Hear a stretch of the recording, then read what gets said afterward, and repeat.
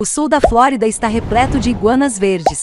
Algo estranho está acontecendo na Flórida. Caso você não tenha ouvido, os iguanas estão invadindo Sunshine State. E estamos falando de grandes lagartos. Eles estão prosperando lá por causa do clima subtropical do sul da Flórida e da falta de predadores naturais. E os habitantes humanos não querem compartilhar seu paraíso de clima quente com essa espécie destrutiva e invasora. Embora haja muitos sáurios estrangeiros caminhando pela área, como o monitor do Nilo com língua de garfo, a criatura a qual estamos aludindo especificamente aqui é a iguana verde, iguana. Ele está entre os maiores lagartos do hemisfério ocidental. As fêmeas adultas podem ter 1,5 metros de comprimento, enquanto os machos maiores têm uma extensão impressionante de 2,1 metros do nariz à cauda. 15 libras, 4,5 kg, é considerado um peso médio, embora espécimes mais pesados pesando 17 libras, 7,7 kg, ou mais tenham sido documentados.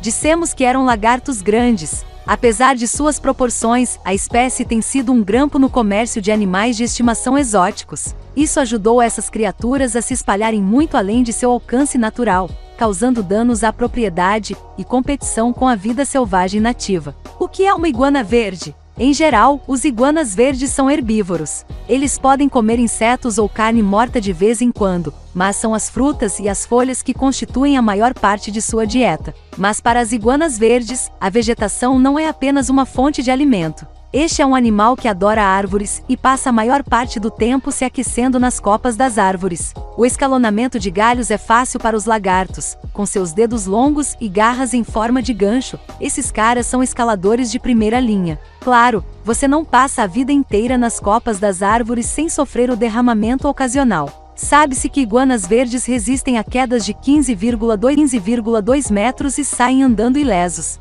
Esta espécie também se sente perfeitamente à vontade na água. Muito parecido com os crocodilos, os animais nadam ondulando suas caudas de um lado para o outro. Uma iguana assustada também pode escolher buscar refúgio abaixo da superfície se um predador estiver à espreita. Não estamos acostumados a pensar em répteis não aviários como sociáveis, mas a iguana verde é um tanto gregária. Os filhotes nascem em ninhos subterrâneos, às vezes nas proximidades de crocodilianos. Os bebês iguanas se unem, formando grupos sociais com seus irmãos para proteção mútua. Essas unidades podem durar meses, durante os quais os jovens lagartos cuidam uns dos outros e dormem lado a lado, ou em pilhas. Enquanto isso, os machos adultos fazem elaboradas exibições de acasalamento. Iguana é sexualmente dimórfica, com as fêmeas parecendo visivelmente diferentes de suas contrapartes masculinas. Ambos os sexos têm barbelas, dobras de pele solta que ficam penduradas abaixo do pescoço. Eles são proporcionalmente maiores nos homens, e uma importante ferramenta de comunicação.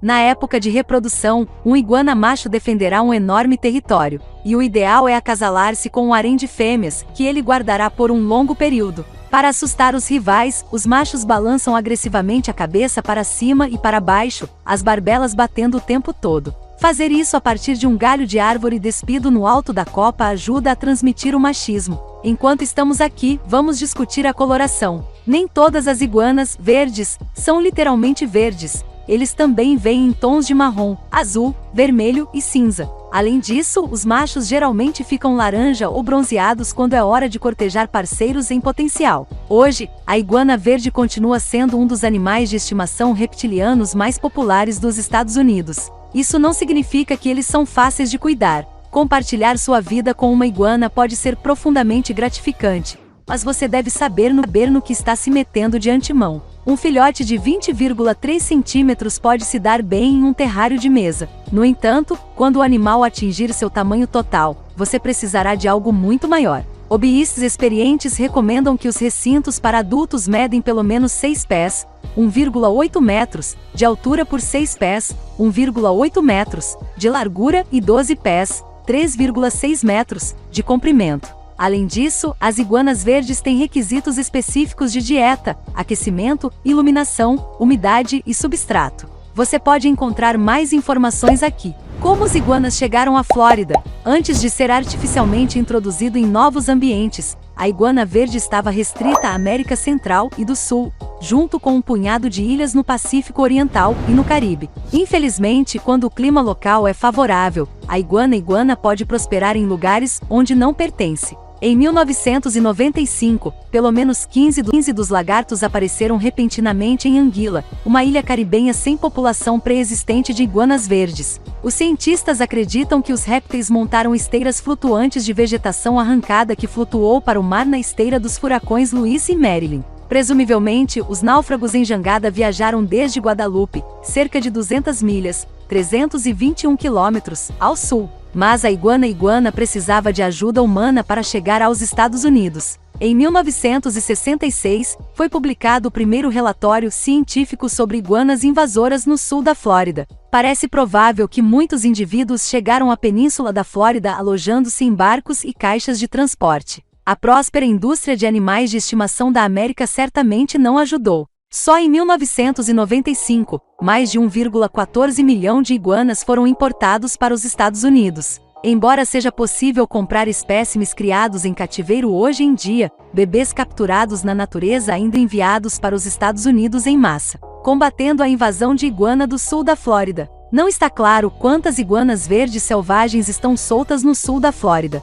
Mais de 7.000 avistamentos de iguanas foram registrados pelo Sistema de Mapeamento de Detecção e Distribuição Antecipada da Universidade da Geórgia desde 1998, a maioria desde 2012. Uma grande porcentagem dos lagartos que agora correm pelo estado provavelmente descendem de animais de estimação fugitivos ou indesejados. Ecologistas alertam que os herbívoros estão devorando importantes plantas nativas. Entre eles está o Graine Kerbeon, uma trepadeira costeira de que se alimentam as ameaçadas larvas da borboleta azul de Miami. Várias flores também podem estar em risco. Tanto os proprietários quanto os paisagistas se cansaram de ver iguanas verdes transformando jardins particulares em buffets. Para piorar a situação, os lagartos deixam fezes em pátios, convés de barcos e outras superfícies. E não são apenas as flores e a fauna que esses lagartos estão destruindo. As iguanas intrometidas também estão afetando a infraestrutura da Flórida. Apenas uma iguana causou uma queda de energia de 10 minutos quando invadiu uma instalação elétrica de Key West em 2018. E West Palm Beach está enfrentando danos de US 1,8 milhão de dólares depois que iguanas escavaram uma barragem local. Em 2019, a Comissão de Conservação de Peixes e Vida Selvagem da Flórida, FWC, ganhou as manchetes ao encorajar os proprietários a matar humanamente iguanas verdes em sua propriedade sempre que possível. E caso você esteja se perguntando, não é necessária licença ou autorização para caçá-los em terras públicas. Vários cidadãos preocupados também pediram aos floridianos que comam mais carne de iguana, que, afinal, é uma entrada tradicional em partes do Caribe. Por terem sangue frio, os iguanas não conseguiram estabelecer populações viáveis nos recessos do norte do estado. Mesmo no sul, os lagartos ocasionalmente são vítimas de condições frias. No final de janeiro de 2020, as temperaturas em Miami e outras partes do sul da Flórida variavam de 32 a 41 graus Fahrenheit, 0 a 5 graus Celsius. Essa onda de frio foi cortante o suficiente para imobilizar as iguanas da região, já que os animais ficam paralisados quando o termômetro atinge os 6,6 graus Celsius ou mais. Estava frio o suficiente para imobilizar as iguanas da região, já que os animais ficam paralisados quando o termômetro atinge os 6,6 graus Celsius ou mais. O Twitter explodiu com fotos de iguanas imóveis espalhadas pela paisagem da Flórida, e despencando das árvores como cocos escamosos. Outra onda de frio em 2010 matou grande parte da população de iguanas, mas desde então eles se recuperaram, até floresceram, por causa das temperaturas mais altas. No entanto, apesar de seu valor de entretenimento para alguns espectadores, o estranho acontecimento não consertará o que se tornou uma grave epidemia de espécies invasoras. Assim que o tempo voltar a aquecer, e vai aquecer, estamos na Flórida, a maioria dos iguanas adultos pode se recuperar desse tipo de incapacitação temporária. Você faria bem em manter distância enquanto isso. Uma iguana agitada pode realmente morder. Agora isso é um problema. Fora da Flórida, iguanas verdes invasores estabeleceram pontos de apoio em Porto Rico e Texas, junto com várias ilhas havaianas, como Maui e Oahu. Maravilhoso! Esse foi o vídeo de hoje. O que você prefere, Netflix ou YouTube? Para assistir, para divertir, a Netflix é legal, mas para ganhar dinheiro, sem dúvidas, eu prefiro o YouTube. Tô aqui com alguns canais abertos aqui, que são canais que eu trabalho, onde eu faço vídeos onde eu não preciso aparecer. Esse aqui tá com 1940 inscritos e É um canal onde eu não apareço. Eu tenho mais vários outros aqui, ó. Aqui tem algumas contas de e-mail e aqui eu tenho alguns canais, ó. Tudo isso para gerar comissões através do YouTube, tá? Eu vou deixar aqui embaixo uma prévia do meu curso completo, onde eu ensino você a fazer o seu primeiro projeto no YouTube sem precisar aparecer, tá bom? Clica aí embaixo, pega a sua vaga e começa a aplicar ainda hoje para você ter os seus resultados o quanto antes. Valeu!